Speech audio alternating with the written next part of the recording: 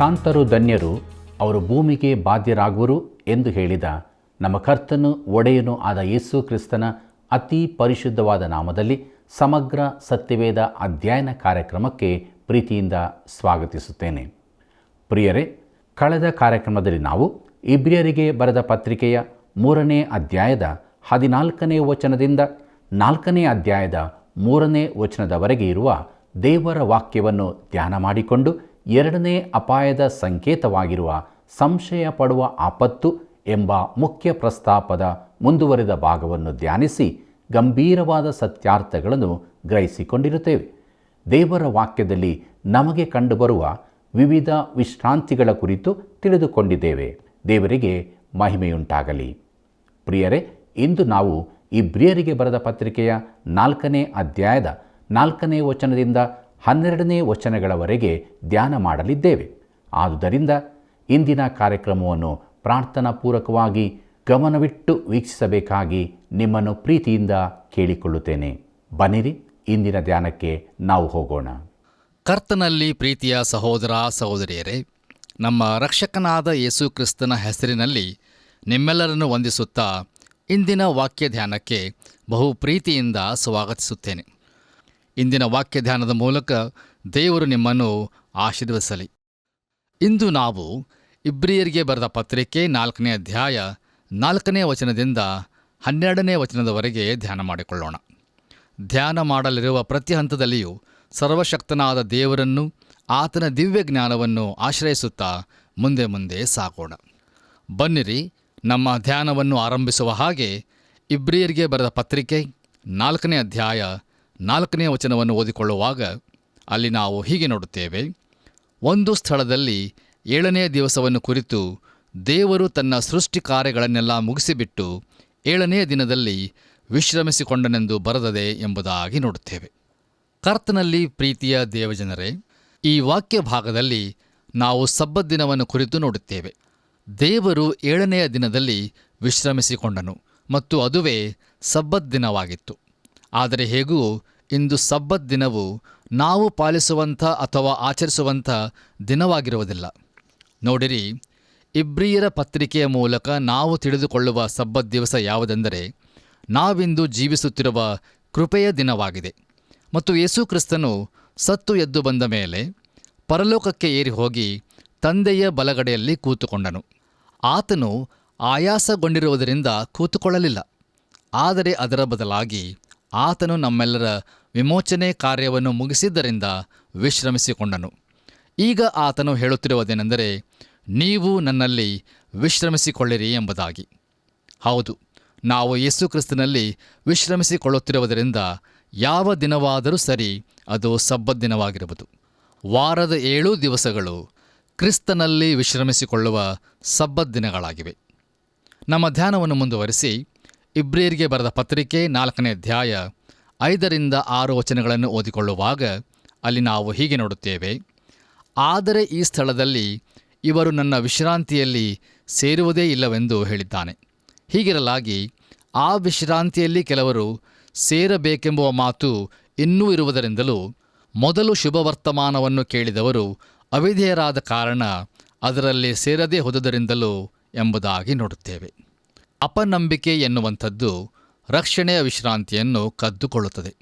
ಅದು ತೃಪ್ತಿಯ ವಿಶ್ರಾಂತಿಯನ್ನು ಹಾಗೂ ದೇವರು ಕೊಡಬಹುದಾದ ಆಶೀರ್ವಾದವನ್ನೂ ಸಹ ಕದ್ದುಕೊಳ್ಳುತ್ತದೆ. ಹೌದು ಪ್ರಿಯರೇ, ಆತನು ನಮಗೆ ಅದ್ಭುತವಾದ ವಿಶ್ರಾಂತಿಯನ್ನು ಕೊಡಲು ಬಯಸುತ್ತಾನೆ. ಈಗ ನಾವು ಮುಂದುವರಿದು ಇಬ್ರಿಯರಿಗೆ ಬರೆದ ಪತ್ರಿಕೆ 4ನೇ ಅಧ್ಯಾಯ 7ನೇ ವಚನವನ್ನು ಓದಿಕೊಳ್ಳೋಣ. ದಯಮಾಡಿ ನಿಮ್ಮ ಸತ್ಯವೇದದಲ್ಲಿ ನನ್ನೊಂದಿಗೆ ಈ ವಚನವನ್ನು ಗಮನಿಸಿರಿ. ಅಲ್ಲಿ ನಾವು ಹೀಗೆ ನೋಡುತ್ತೇವೆ. ಬಹುಕಾಲ ಹೋದ ನಂತರ ಆತನು ದಾವೀದನ ಬಾಯಿಂದ ಮಾತಾಡಿ ಈ ಹೊತ್ತೇ ಎಂದು ಒಂದಾನೊಂದು ದಿವಸವನ್ನು ಗೊತ್ತು ಮಾಡುತ್ತಾನೆ. ಹೇಗೆಂದರೆ, ನೀವು ಈ ಹೊತ್ತು ದೇವರ ಶಬ್ದಕ್ಕೆ ಕಿವಿಗೊಟ್ಟರೆ ನಿಮ್ಮ ಹೃದಯಗಳನ್ನು ಕಠಿಣ ಮಾಡಿಕೊಳ್ಳಬೇಡಿರಿ ಎಂದು ಮೇಲ್ಕಂಡ ವಚನದಲ್ಲಿ ಹೇಳುತ್ತಾನಷ್ಟೇ ಎಂಬುದಾಗಿ. ಕರ್ತನಲ್ಲಿ ಪ್ರಿಯ ಸಹೋದರ ಸಹೋದರಿಯರೇ, ಈ ವಾಕ್ಯ ಭಾಗದಲ್ಲಿ ನಾವು ಗಮನಿಸುವುದೇನೆಂದರೆ, ಗ್ರಂಥಕರ್ತನು ನಾಳೆ ಎಂಬುದಾಗಿ ಹೇಳುತ್ತಿಲ್ಲ, ಆದರೆ ಇಂದೇ, ಈ ಹೊತ್ತೇ ಎಂಬುದಾಗಿ ಹೇಳುತ್ತಿರುವನು.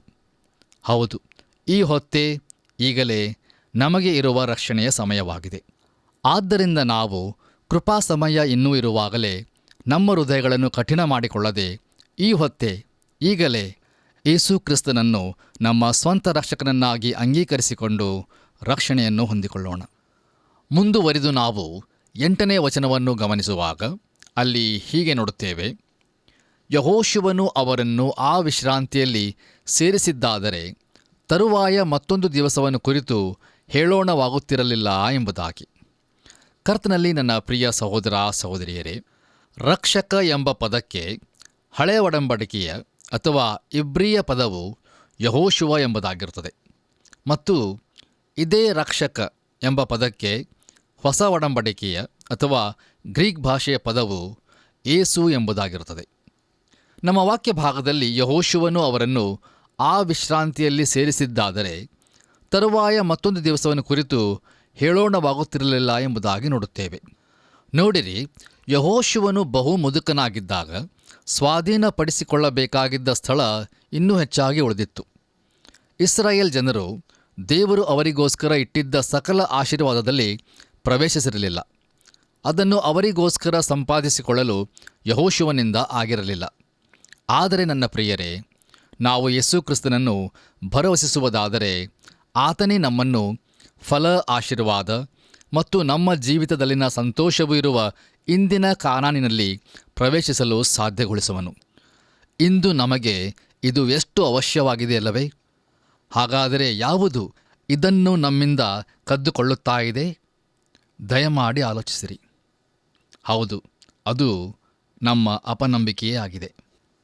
ನಮ್ಮ ಧ್ಯಾನವನ್ನು ಮುಂದುವರಿಸಿ ಇಬ್ರಿಯರಿಗೆ ಬರೆದ ಪತ್ರಿಕೆ 4ನೇ ಅಧ್ಯಾಯ 9ನೇ ವಚನವನ್ನು ಓದಿಕೊಳ್ಳುವಾಗ ಅಲ್ಲಿ ಹೀಗೆ ನೋಡುತ್ತೇವೆ, ಆದದರಿಂದ ದೇವರ ಜನರು ಅನುಭವಿಸುವುದಕ್ಕಿರುವ ಸಬ್ಬತ್ತೆಂಬ ವಿಶ್ರಾಂತಿಯು ಇನ್ನೂ ಉಂಟು ಎಂಬುದಾಗಿ.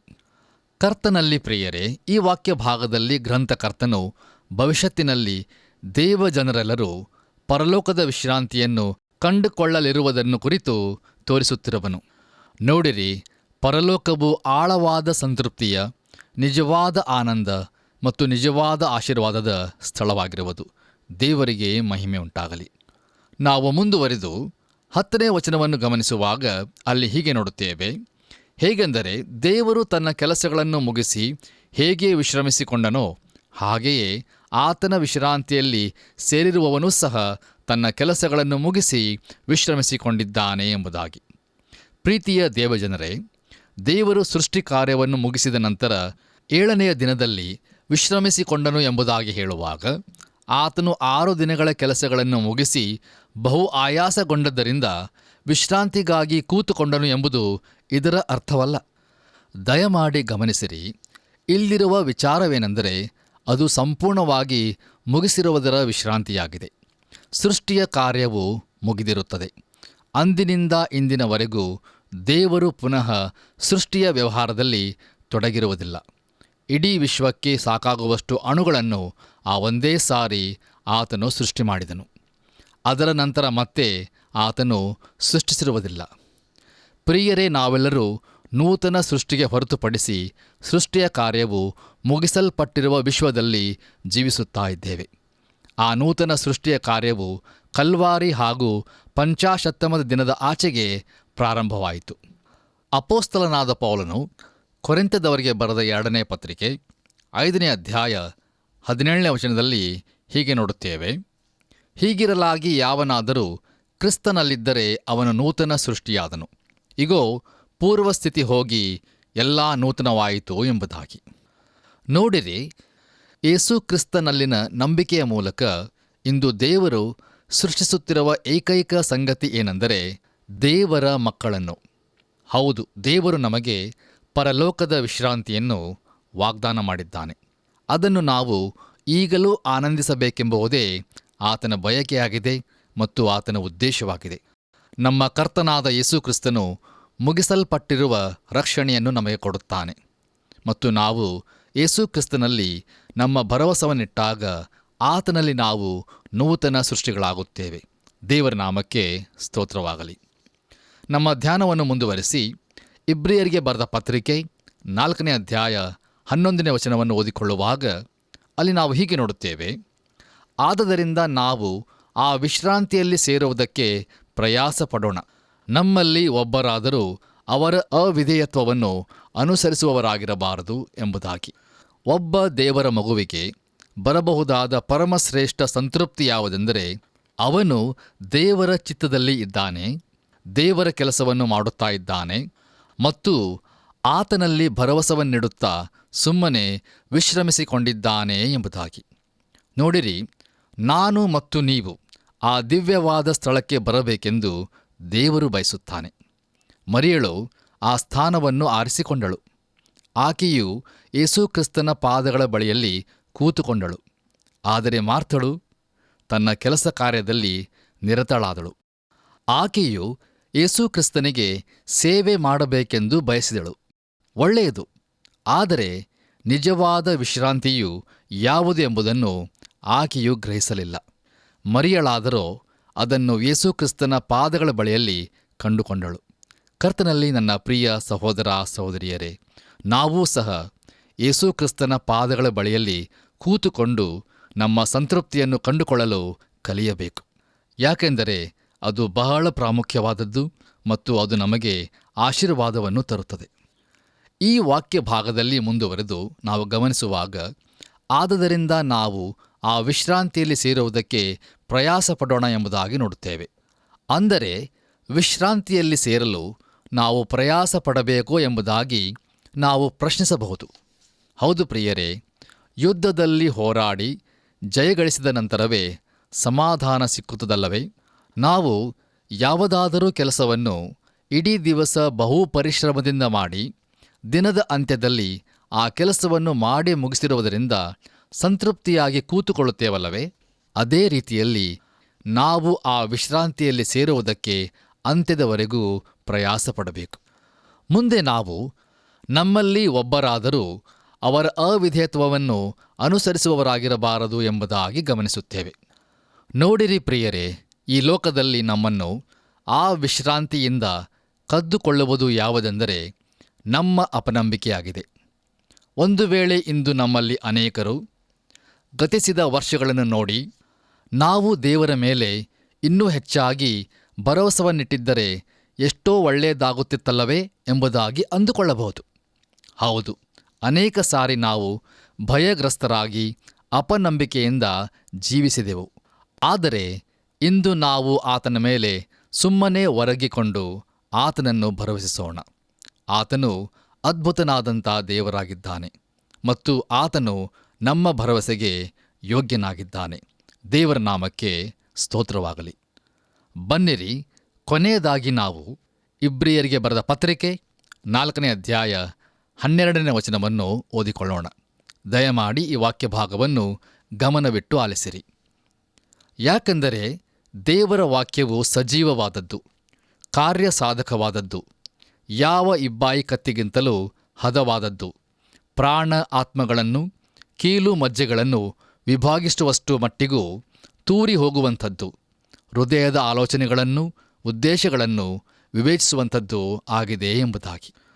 ಕರ್ತನಲ್ಲಿ ಪ್ರಿಯ ಸಹೋದರ ಸಹೋದರಿಯರೇ, ಈ ವಾಕ್ಯ ಭಾಗದಲ್ಲಿ ದೇವರ ವಾಕ್ಯವು ಎಂಬುದಾಗಿ ನೋಡುತ್ತೇವೆ.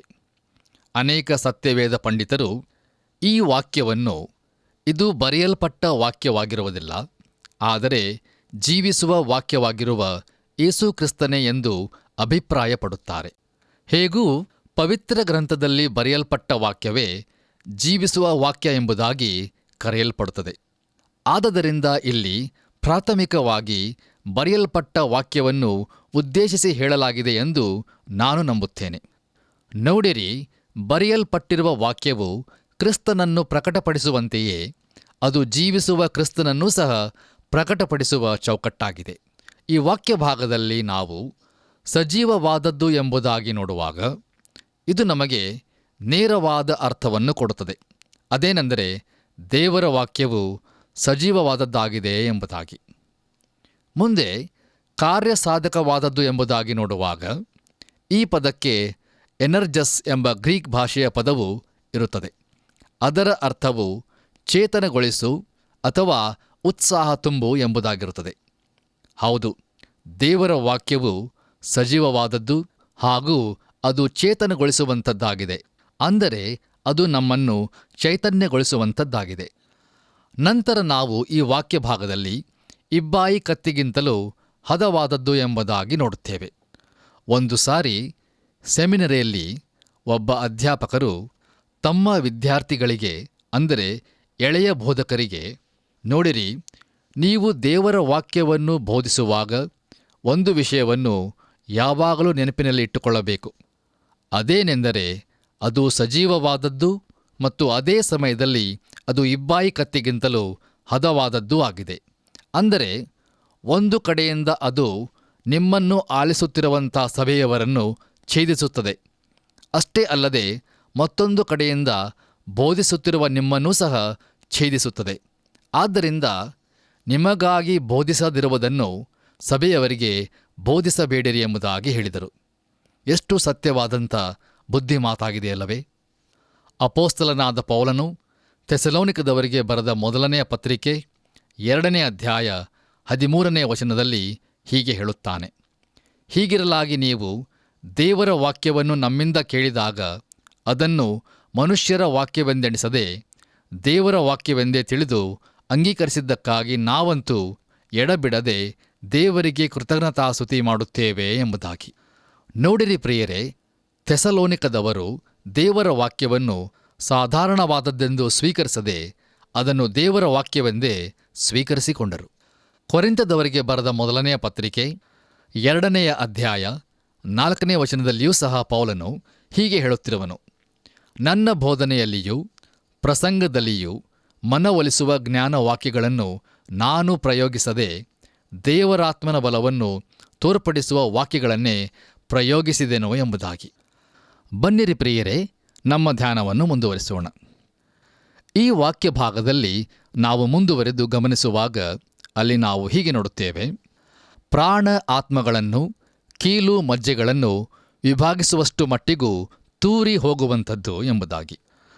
ಕರ್ತನಲ್ಲಿ ಪ್ರಿಯ ಸಹೋದರ ಸಹೋದರಿಯರೇ, ಅನೇಕರು ಯಾವುದೋ ಒಂದು ರೀತಿಯ ಸರಳವಾದ ಮನೋವೈಜ್ಞಾನಿಕ ಹಂಚಿಕೆಯ ಉಪಾಯವನ್ನು ಹೂಡುತ್ತಾ ಪ್ರಾಣ ಮತ್ತು ಆತ್ಮಗಳ ನಡುವೆ ಭಿನ್ನತೆಯನ್ನು ಮಾಡಲು ಪ್ರಯತ್ನಿಸುತ್ತಾರೆ.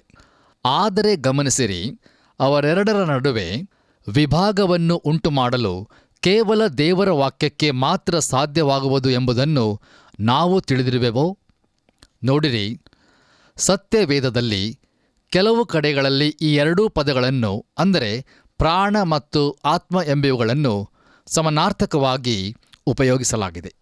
ಆದರೆ ಅದೇ ಸಮಯದಲ್ಲಿ ಕೆಲವು ಇತರ ವಾಕ್ಯ ಭಾಗಗಳಲ್ಲಿ ಇವೆರಡೂ ಬೇರೆ ಬೇರೆಯಾಗಿವೆ ಎಂಬುದನ್ನು ಸ್ಪಷ್ಟವಾಗಿ ತೋರಿಸಲಾಗಿದೆ.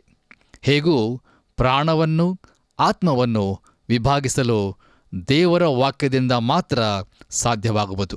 ದೇವರಿಗೆ ಮಹಿಮೆಯಾಗಲಿ. ಇನ್ನು ಕೀಲು ಮಜ್ಜೆಗಳನ್ನು ಎಂಬುದಾಗಿ ನೋಡುವಾಗ ದೇವರ ವಾಕ್ಯವು ನಮ್ಮ ಶರೀರಕ್ಕೂ ಇಳಿದು ಅಲ್ಲಿಯೂ ಭಿನ್ನತೆಯನ್ನು ಉಂಟು ಮಾಡಲು ಸಾಮರ್ಥ್ಯವನ್ನು ಹೊಂದಿದೆ. ನಂತರ ನಾವು ಪ್ರಿಯರೇ ಹೃದಯದ ಆಲೋಚನೆಗಳನ್ನು, ಉದ್ದೇಶಗಳನ್ನು ವಿವೇಚಿಸುವಂಥದ್ದು ಆಗಿದೆ ಎಂಬುದಾಗಿ ನೋಡುತ್ತೇವೆ. ವಿವೇಚಿಸುವಂಥದ್ದು ಎಂಬುದಕ್ಕೆ ಗ್ರೀಕ್ ಭಾಷೆಯಲ್ಲಿ ಕಲಾವಿಮರ್ಶಕ ಎಂಬ ಪದವು ನಮಗೆ ಸಿಗುತ್ತದೆ. ಇಂದು ದೇವರ ವಾಕ್ಯದ ಕುರಿತು ವಿಮರ್ಶೆ ಮಾಡುವ ಅನೇಕರು ನಮಗೆ ಸಿಕ್ಕುತ್ತಾರೆ. ಹೇಗೂ ದೇವರ ವಾಕ್ಯವೇ ವಿಮರ್ಶಕವಾಗಿದೆ. ಅದು ನಮ್ಮನ್ನು ಟೀಕಿಸುತ್ತದೆ. ದೇವರ ವಾಕ್ಯದ ಕುರಿತು ನ್ಯಾಯ ತೀರ್ಪನ್ನು ಕೊಡುವ ಸ್ಥಾನದಲ್ಲಿ ಯಾವ ಮನುಷ್ಯನೂ ಇರುವುದಿಲ್ಲ. ಇದಕ್ಕೆ ಅನೇಕ ಕಾರಣಗಳು ಇರುತ್ತವೆ.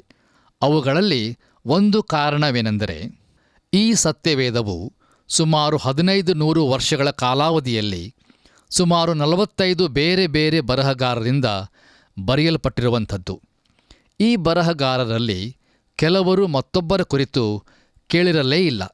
ಹೀಗಿರುವಾಗಲೂ ಅವರೆಲ್ಲರೂ ಸಮ್ಮತಿಯಲ್ಲಿ ಇರುವುದನ್ನು ನಾವು ನೋಡುತ್ತೇವೆ. ಹೌದು, ಅವರೆಲ್ಲರೂ ದಿವ್ಯವಾದ ರಕ್ಷಣೆಯನ್ನು ಪ್ರಸ್ತುತಪಡಿಸುತ್ತಾರೆ. ನೋಡಿರಿ, ಯಾವ ಮನುಷ್ಯನೂ ಈ ಗಮನಾರ್ಹವಾದಂಥ ಪುಸ್ತಕವಾಗಿರುವ ಸತ್ಯವೇದದ ಕುರಿತು ನ್ಯಾಯ ತೀರ್ಪು ಮಾಡುವ ಸ್ಥಾನದಲ್ಲಿ ಕೂತುಕೊಳ್ಳಲಿಕ್ಕೆ ಆಗುವುದಿಲ್ಲ. ಆದರೆ ಖಂಡಿತವಾಗಿಯೂ ಸತ್ಯವೇದವು ಮನುಷ್ಯನ ವಿಷಯದಲ್ಲಿ ನ್ಯಾಯ ತೀರ್ಪನ್ನು ನೀಡಲು ಸಾಮರ್ಥ್ಯವನ್ನು ಹೊಂದಿರುತ್ತದೆ. ಇಂದು ಮನುಷ್ಯನನ್ನು ದೇವರಿಂದ ದೂರವಿರಿಸುವಂಥದ್ದು ಅವನ ತಲೆಯ ಭೌತಿಕ ಸಮಸ್ಯೆಗಳಲ್ಲ, ಆದರೆ ಹೃದಯದ ಸಮಸ್ಯೆಗಳಾಗಿವೆ. ದೇಹದ ಯಾವುದೇ ಭಾಗವು ಮಾಡುವ ಕ್ರಿಯೆಗಳೆಲ್ಲವೂ ಹೃದಯದಲ್ಲಿ ಹುಟ್ಟಿಕೊಳ್ಳುವ ಆಲೋಚನೆಗಳಾಗಿರುತ್ತವೆ. ಆದ್ದರಿಂದಲೇ ದೇವರ ವಾಕ್ಯವು ನೇರವಾಗಿ ಹೃದಯದೊಂದಿಗೆ ವ್ಯವಹರಿಸುತ್ತದೆ. ಮತ್ತಾಯನು ಬರೆದ ಸುವಾರ್ತೆ 15ನೇ ಅಧ್ಯಾಯ 19ನೇ ವಚನದಲ್ಲಿ ನಾವು ಹೀಗೆ ನೋಡುತ್ತೇವೆ. ಹೇಗೆಂದರೆ, ಮನಸ್ಸಿನೊಳಗಿಂದ ಕೆಟ್ಟ ಆಲೋಚನೆ, ಕೊಲೆ, ಹಾದರ, ಸುಳ್ಳಿಗಾರಿಕೆ, ಕಳ್ಳತನ, ಸುಳ್ಳು ಸಾಕ್ಷಿ, ಬೈಗಳು ಹೊರಟು ಬರುತ್ತವೆ. ಮನುಷ್ಯನನ್ನು ಕೆಡಿಸುವಂಥವುಗಳು ಇವೆ ಎಂಬುದಾಗಿ ಯೇಸುಕ್ರಿಸ್ತನು ತಾನೇ ಹೇಳಿರುವನು. ಹೃದಯವು ಎಲ್ಲಕ್ಕಿಂತಲೂ ವಂಚಕ, ಗುಣವಾಗದ ರೋಗಕ್ಕೆ ಒಳಗಾಗಿದೆ. ಅದನ್ನು ಯಾರು ತಿಳಿದಾರು? ನೋಡಿರಿ, ಅದನ್ನು ಯಾರೂ ತಿಳಿಯರು. ಆದರೆ ಖಂಡಿತವಾಗಿಯೂ ದೇವರು ಅದನ್ನು ತಿಳಿದಿರುತ್ತಾನೆ. ಹೌದು ಪ್ರಿಯರೇ, ದೇವರ ಪರಿಶುದ್ಧ ವಾಕ್ಯವು ನಮ್ಮ ಹೃದಯದ ಸ್ಥಿತಿಗತಿಗಳೊಂದಿಗೆ ವ್ಯವಹರಿಸುತ್ತದೆ. ಕರ್ತನಲ್ಲಿ ಪ್ರಿಯ ಸಹೋದರ ಸಹೋದರಿಯರೇ, ಇಲ್ಲಿಯವರೆಗೆ ಬಹಳ ಶ್ರದ್ಧೆಯಿಂದ ದೇವರ ವಾಕ್ಯವನ್ನು ಆಲಿಸಿ ಅದರ ಮೂಲಕ ಅನೇಕ ಆಶೀರ್ವಾದಗಳನ್ನು ಹೊಂದಿಕೊಂಡಿದ್ದೀರೆಂದು ಹಾಗೂ ಎಚ್ಚರಿಕೆಯ ಪಾಠಗಳನ್ನು ಕಲಿತುಕೊಂಡಿದ್ದೀರೆಂದು ನಾನು ನಂಬುತ್ತೇನೆ.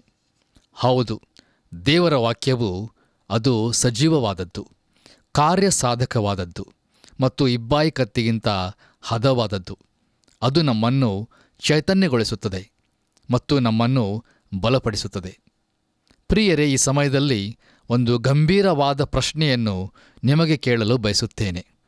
ನೀವು ಈ ಪರಿಶುದ್ಧ ವಾಕ್ಯವನ್ನು ಕ್ರಮವಾಗಿ ಪ್ರತಿದಿನ ಓದಿ ಧ್ಯಾನಿಸುತ್ತಿರುವಿರೋ?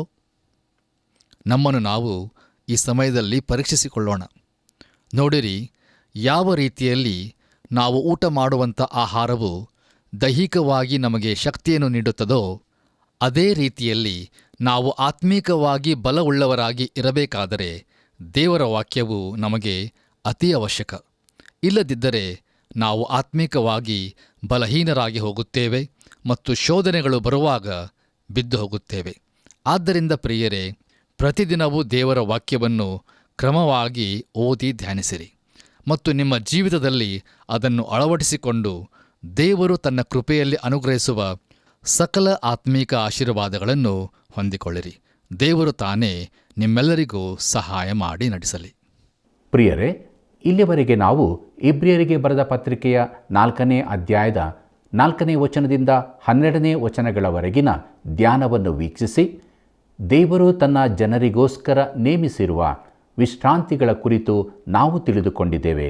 ಮತ್ತು ಖಂಡಿತವಾಗಿಯೂ ಆಲಿಸಿದಂಥ ದೇವರ ವಾಕ್ಯವು ನಮ್ಮನ್ನು ಆತ್ಮೀಕವಾಗಿ ಬಲಪಡಿಸಿದೆ ಎಂದು ನಾನು ನಂಬುತ್ತೇನೆ. ಆಲಿಸಿದಂಥ ದೇವರ ವಾಕ್ಯ ಇನ್ನೂ ಹೆಚ್ಚಾಗಿ ನಮ್ಮಲ್ಲಿ ಕಾರ್ಯ ಮಾಡಲಿ ಎಂದು ನಾವು ದೇವರಾತ್ಮನ ಸಹಾಯವನ್ನು ಕೇಳಿಕೊಳ್ಳೋಣ ಹಾಗೂ ಮುಂದಿನ ಕಾರ್ಯಕ್ರಮಗಳನ್ನು ವೀಕ್ಷಿಸಲು ಪ್ರಾರ್ಥನಾಪೂರ್ವಕವಾಗಿ ಸಿದ್ಧರಾಗಬೇಕೆಂದು ನಿಮ್ಮನ್ನು ಪ್ರೀತಿಯಿಂದ ಕೇಳಿಕೊಳ್ಳುತ್ತೇನೆ.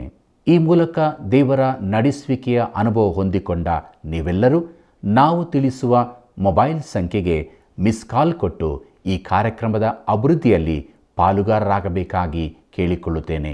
ನೀವು ಮಾಡುವ ಒಂದೊಂದು ಕರೆಯೂ ಕೂಡ ಬಹು ಅಮೂಲ್ಯವಾಗಿದೆ ಪ್ರಿಯರೇ. ಆದುದರಿಂದಲೇ ಈಗಲೇ ಕರೆ ಮಾಡಿರಿ. ಬನ್ನಿರಿ, ಪ್ರಾರ್ಥನೆ ಮಾಡೋಣ.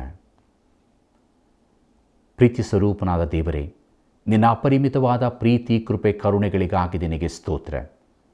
ನಮ್ಮ ಜೀವಿತದಲ್ಲಿ ನಿನ್ನನ್ನು ಅರಿತುಕೊಂಡವರಾಗಿ, ನಿನ್ನನ್ನು ಅಂಗೀಕಾರ ಮಾಡಿಕೊಂಡವರಾಗಿ, ನಿನ್ನ ಹೆಜ್ಜೆಯ ಜಾಡಿನಲ್ಲಿ ನಿತ್ಯ ಜೀವದ ನಿರೀಕ್ಷೆಯಲ್ಲಿ ಮುನ್ನಡೆಯುವುದಕ್ಕೆ ಸಹಾಯ ಮಾಡು.